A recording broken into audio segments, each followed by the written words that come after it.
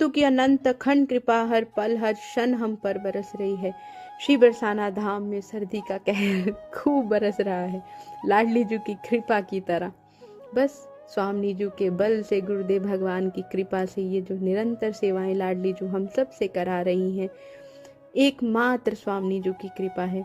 इस भीषण सर्दी में जो जो सखियां ये सब सेवाएं भेज रही हैं, एकमात्र मेरी लाडली जू की कृपा ही तो है कि उनकी बुद्धि शुद्ध हो गई और स्वामी जू ने उनकी सेवा स्वीकार करी। दूसरा तो कोई है ही नहीं। बस ये भी एक शब्द है, क्योंकि सच तो ये है कि बिना लाडली जू के कुछ भी संभव नहीं है। ना तो कोई सेवा देने योग्य है, ना ही कोई सेवा लेने के लिए योग्य है। और जिनकी ये सेवा हो रही है कौन है मैया? ये मेरी श्री जी ही तो है। हमारे धाम में हमारी श्री जी के सिवा दूसरा कोई है ही नहीं। लाडली जू से एक ही प्रार्थना है, अपनी अनंत अखंड कृपा अपने पूरे ब्रजकुंज परिवार पर इसी तरह बरसाते रहिए।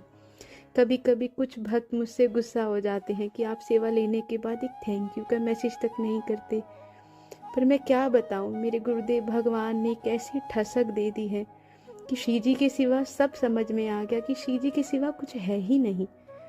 आप नहीं भी देंगे तब भी ये सेवाएं कभी नहीं रुकेंगी, क्योंकि ये सेवाएं मेरी श्री जी करती हैं, कोई व्यक्ति नहीं कर सकता।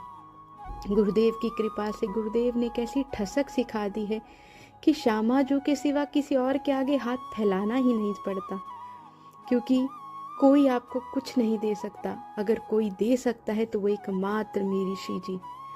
जिस दिन हम पूर्ण समर्पण कर देते हैं कि श्यामा जू अब आपके सिवा दूसरा कोई नहीं, अरे मेरी लाडली जू तो ऐसे लाड लड़ाती हैं, ऐसे पलकों पर बिठा के रखती हैं, पर वो तब आती हैं जब सिर्फ हमारे जीवन में हमारी प्यारी जू रहती हैं।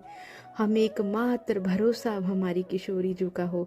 राधा वल्लभ श्री हरि वंश।